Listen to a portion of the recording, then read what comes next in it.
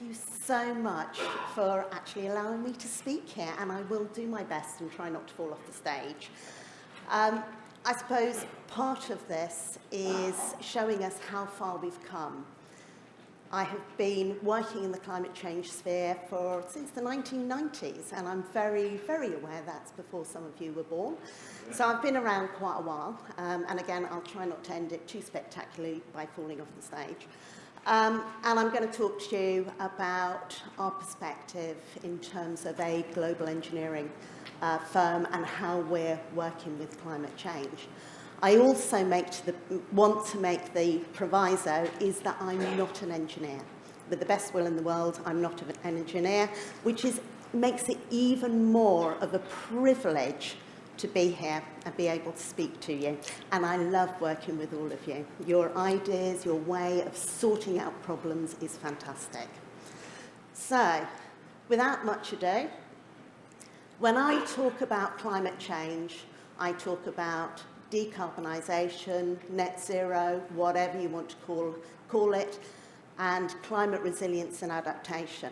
And I talk about them as one, because let's face it, 1.5 degrees C last year, we actually hit that in terms of warming.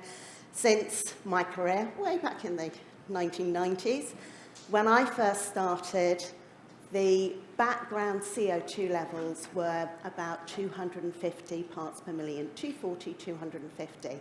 In my own career, over the past few years, it's risen up to about 475 parts per million.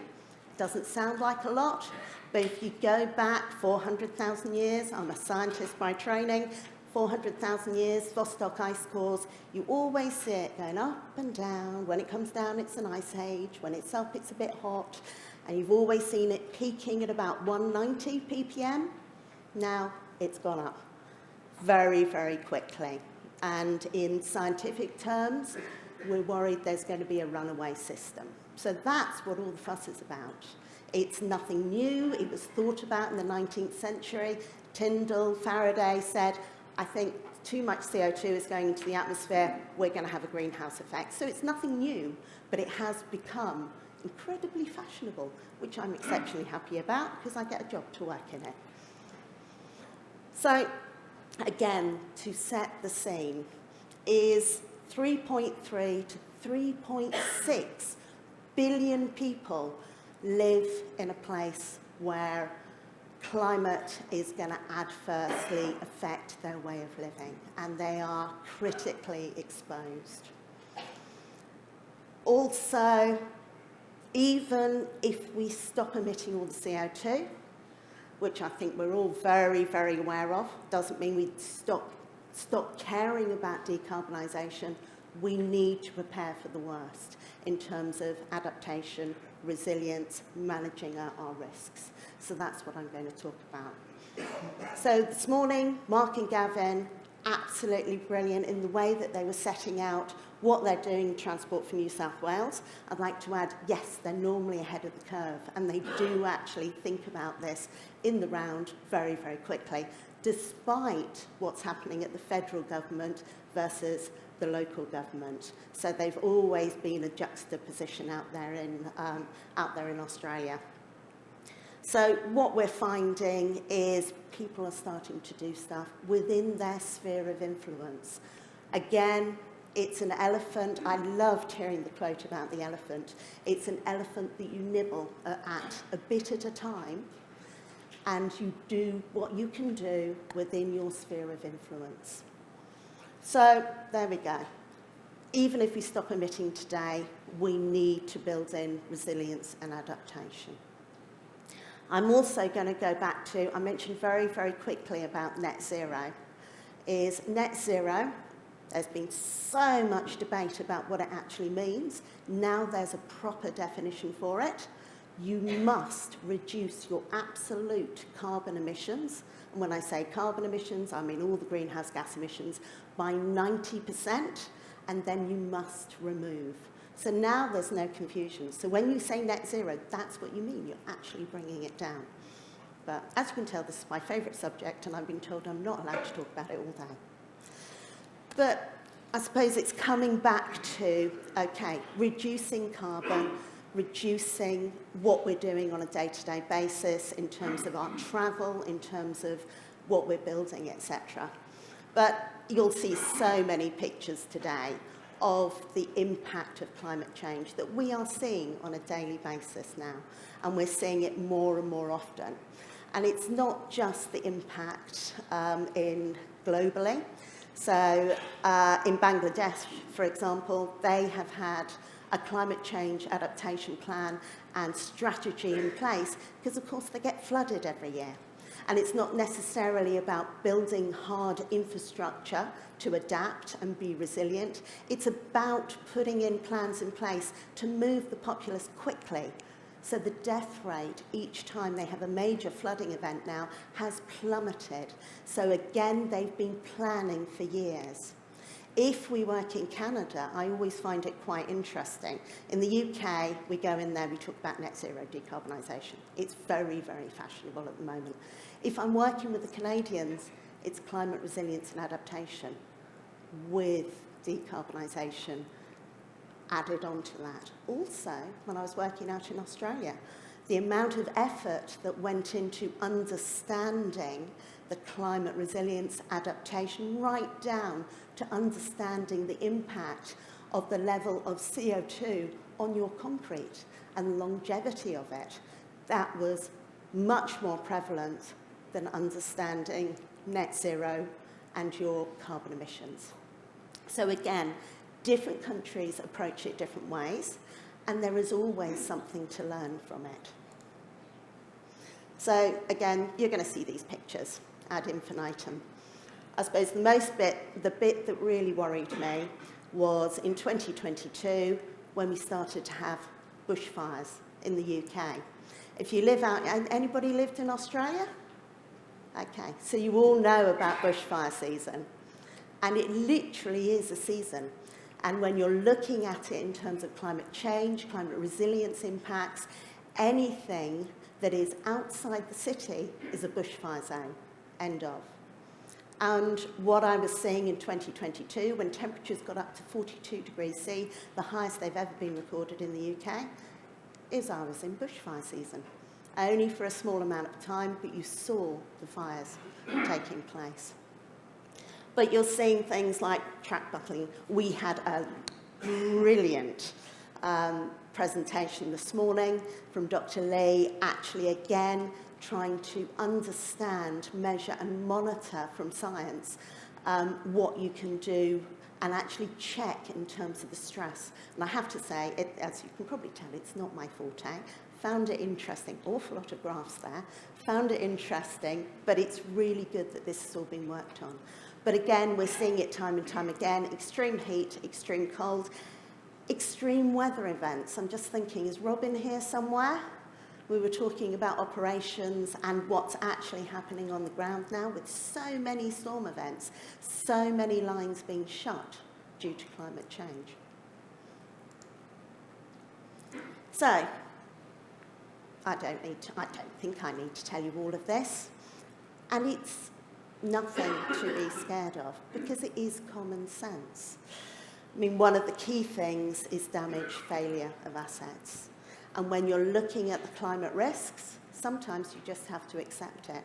I was very interested when Gavin said, you know, we accept that certain parts of the rail are going to be closed down for a certain amount of time. And again, that's something you have to think of.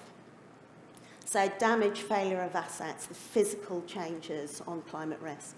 What's also being looked at the moment is using nature to try and alleviate those risks. There's a big load of work going on in Southwest Rail at the moment that's actually looking at becoming nature positive.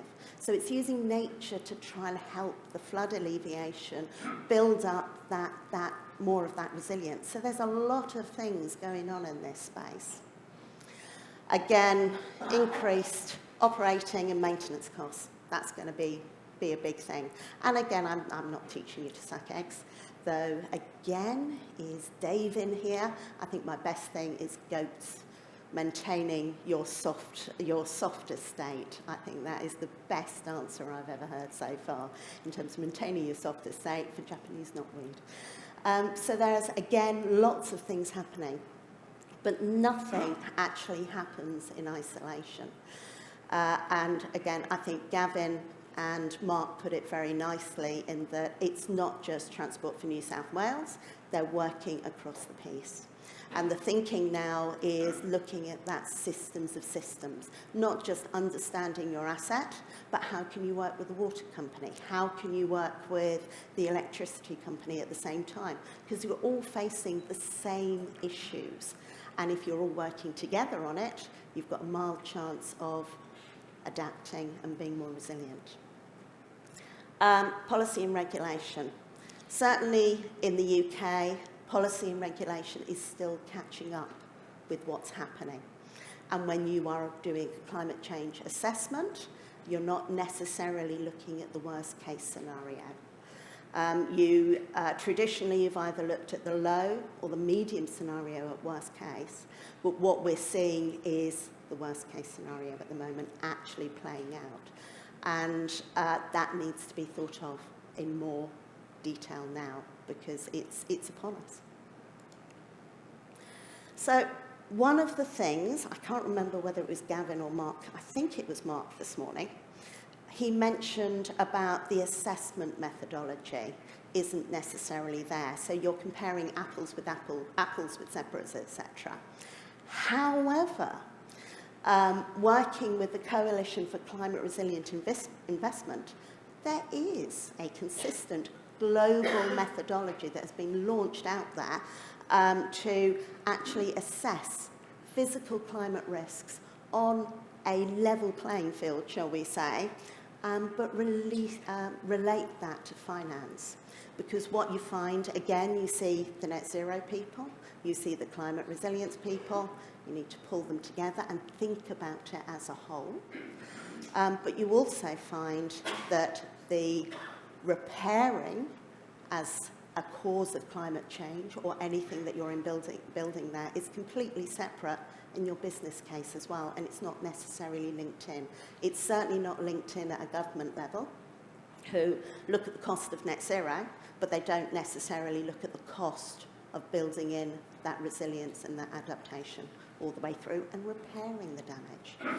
So if we go back to the Paris Agreement, which was quite some time ago, the insurance sector said that if we have a temperature rise of more than 2 degrees C, insurance is off. We don't know what to insure for. So that, again, is causing a lot of issues. And I think, again, it was mentioned quite quickly this morning in terms of, are you looking retrospectively when you're actually assessing for climate? And again, that is what's traditionally happened. And we all know that all bets are off now. So it really, really warmed my heart when Transport for New South Wales said, actually, no, we're looking at what we think could be happening. We're not looking at historical. But again, that doesn't mean to say we need to stop managing and monitoring, etc., to understand what's happening now and the real impact. But it does mean that we need to think wider. Okay, so what this is all about is, I'm going to do a graph now, seeing as I had so many in the morning. And it should just be the only one, it's about linking the nutty stuff that we do in the climate risk assessment world and linking it very closely to finance and actually showing in your business cases that actually investing now and freeing up that cost now is cost effective, and it will actually mean that you can carry on delivering your services, delivering what you need to do in the rail sector. So this applies to all sectors. So a whole load of case studies were done to prove that this was the case. So invest now. So again, one of the key questions was, do you actually have the money for this in Transport New South Wales? I think realistically they were saying, well, no, we've got the ambition, but we're trying to get the money. So using this kind of methodology helps you do that. It's the finance sector meets the climate change geeks. So again, it's all about pulling it together. Okay. So, physical climate risks. Again, we heard that this morning. They're not integrated well across infrastructure. So again, this methodology goes some way to doing that. Well, it does that. So again, I've touched on what we're doing now, because there is so much uncertainty with what's going to happen. Is it fit for the future? So again, you only know what you know, but we've got a rough idea of what's happening. Again, relating it back to the financial side of things in terms of if you don't do anything, you will not have an asset there to look after. And again, Transport for New South Wales, there is not a consistent methodology. So this methodology has been made available globally for people to pick up and run with. Now, legislation is still catching up. It's also in the net zero space and the resilience and adaptation space. Anybody who's worked in my field for any length of time knows that you have to think beyond policy, beyond legal, to actually address this issue, which is quite good fun if you're doing a massive development consent order, and you know you're in a net zero world, and you know that the policy hasn't caught up with you, the legislation hasn't caught up with you, and the lawyers are going, yeah, can we just rein it in a bit? And you're thinking, well, yes, maybe not, eh? And a very good example is Heathrow, before it was for the expansion. So again, Wednesday, everything was bubbling on quite nicely. Thursday, the next day, climate change stopped the Heathrow expansion very, very quickly overnight. So again, it's all about evidence. It's all about applying it and allowing asset owners and investors to speak the same language to get that climate change aspects in there. Okay, so what? I think I mentioned it last night, is I have literally spent years going, hi guys, climate change is not a good thing. Please, can we do something about it? Now, I'm stood here on this stage with, as far as I can tell, I haven't got any climate change deniers. Okay, go on, stick your hand up. But I have had all of it, from its sunspots. It's not real. But it is real now. And the fact that I'm stood here talking about it, and everybody's thinking about it, people that you wouldn't necessarily think of. Dr. Lee, he explained quite nicely what's happening in Korea and the basis of his research. That is so key to what we're doing, because we all have a part to play in this.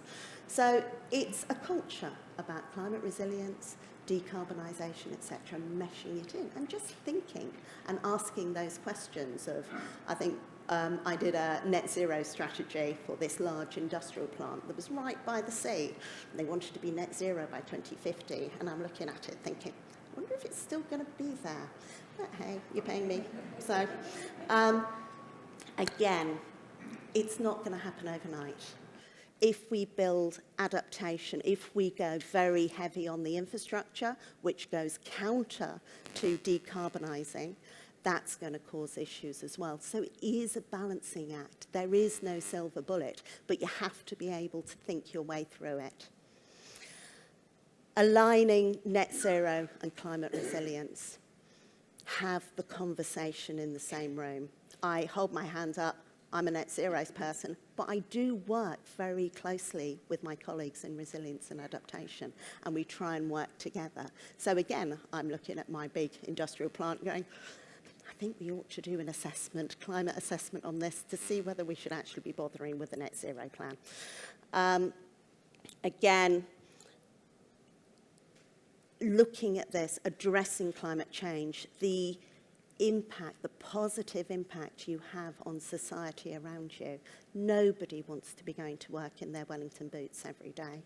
So again, adapting the infrastructure. Everybody wants to be able to get from A to B in a safe manner and have reliable transport. So again, the opportunities of pulling all this together are humongous. Innovation and new technology. We have a lot of the technologies at our fingertips. Getting them used, getting them in place is a harder thing to do. But I think I went to a conference a few years ago and he actually went through them all saying, we've got the technology, they're not 100% there, but the technologies, the base technologies are there. It's the people and the behavioural and getting people to use it. And again, think about nature. There doesn't always have to be a hard engineering solution. What we're seeing more and more is that nature-based solutions are coming to the forefront, and it also has positive effects on climate change and people. So, on that note, I just would like to say thank you again for letting me up here and talk about my favourite subject. And I think you get to grill me this afternoon. So if there's any questions. Oh, actually, no, I've got questions now. You've got the opportunity just now on your own to field some questions. Kim, thank you. That was a very good run through a wide range and a good connection back into some of the specific topics we already heard this morning. So the floor is open for any questions and queries. Usual rules apply. Please wait for the microphone. And if you could introduce yourself, that would also help calibrate for the future recording as well. So does anybody have any areas they'd like to explore further from Kim's presentation? Oh, thank you. It's always the scary bit where you think you've all fallen asleep and you're not going to ask me. Hi, Warren Gower. Just looking at climate change, and China is one of the biggest emitters currently, not conforming to the Paris Agreement. And then you've got India on a trajectory of population being bigger than China and not conforming at all. And they're producing 13 billion tonnes per year of CO2. I mean, how do you see that sort of changing in the future? Because we can do all these small things, but we're talking about countries that aren't complying with the bigger agreements. Okay, so with China, they've committed to go carbon neutral by 2060. Of all the countries that can make a commitment like that, and actually make it happen, because, well, let's face it, it's kind of dictatorial out there. They say thou shalt do X, Y, and Z, and they follow it. So as a plus point, that is where we stand at the moment. They've made a commitment to go 2060. They're go carbon neutral by 2060. They're investing in technologies, innovations, etc. And they are working towards that. However, we also have the other things in terms of financial incentives. So does anybody know about the carbon border mechanism at the moment?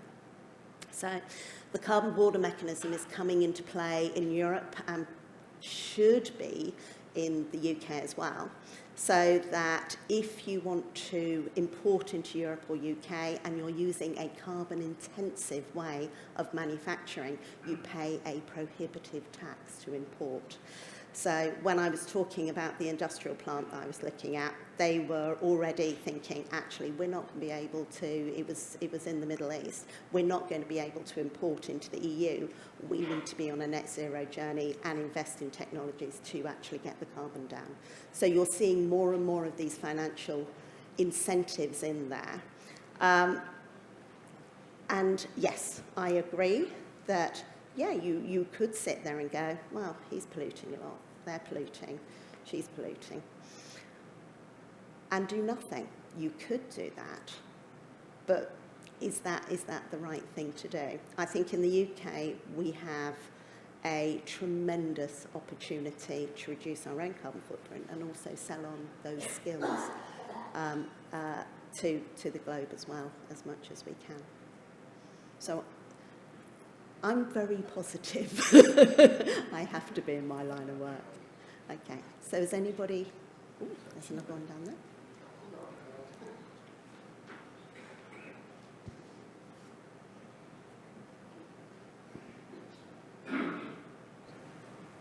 Hi, Julie Gregory, Network Rail. You talked about making the case, the business case, for adaptation, and I've got experience of doing that for a capital investment scheme. How do you see it going with nature-based solutions where the costs are kind of ongoing, OPEX paying farmers to re-meander rivers over their land or plant trees, etc.? Is there a kind of framework, policy changes happening in that space? I can see it happening over time, but I don't think we're there yet. And I fully feel your pain in terms of because CapEx and OPEX is normally completely separate. And investing in something, but you know that it's got to be run all the way through. And again, you've got that divide between the two ways of paying. I suppose what I'm seeing from government levels is that work is in process for this. However, we can't forget where we are in terms of an election year and all the various other things that are going on. But certainly the kind of work that we've been working on behind the scenes is looking at trying to help people understand what they can do and what they can put in place. So it's not there yet, but it's all moving in the right direction. Thank you. Was there a question over here? There we go.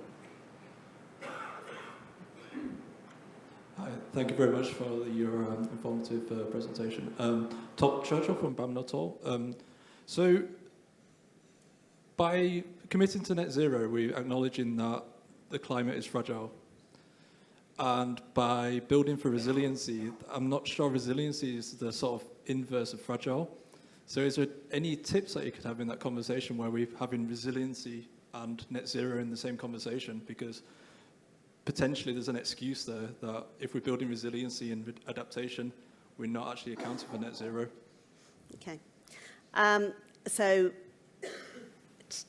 I would say in the decarbonisation space, about 10 years ago, you never mentioned resilience and adaptation because you didn't want to get the behaviours going, oh yeah, we'll just adapt to it.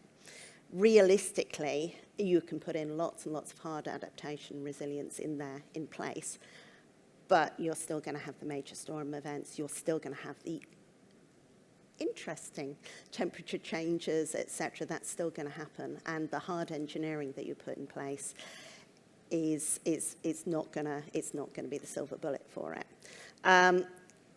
It is quite a hard one to square because, again, if you're building in lots of flood defences, for example, hard flood defences, that is a carbon intensive side of things to do. But again, it's about getting that balance right. But I think we do. For the first time in my career, I'm talking about them as one, because realistically, we've got to do both at the same time.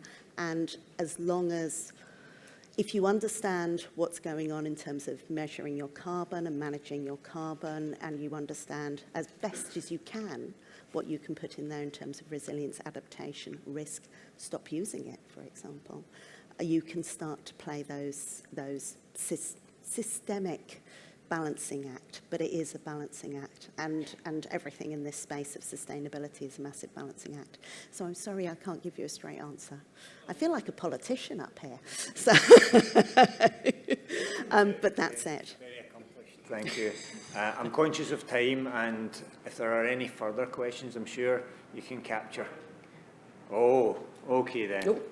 Oh, Brian, a short question. Very short question. For clarity. Brian Counter, PWI. I want to talk just quickly about severity and frequency of storms, because as engineers, I think we understand heat. Yes. We've dealt with it for years. We understand flooding. We also perhaps understand increased sea levels, but we don't understand what's going to happen to the severity of storms.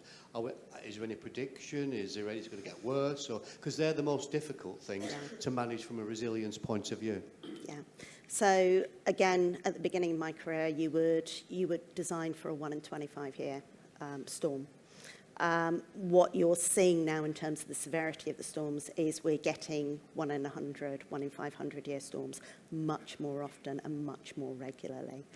And again, the climate change scientists are saying this is what's predicted. The severity is going to get worse and worse, which is why they're again, it's not in legislation, it's not necessarily in guidance, which is why they're looking at the worst case scenario, but the severities are going to get worse.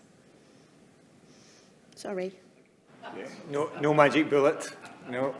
Okay.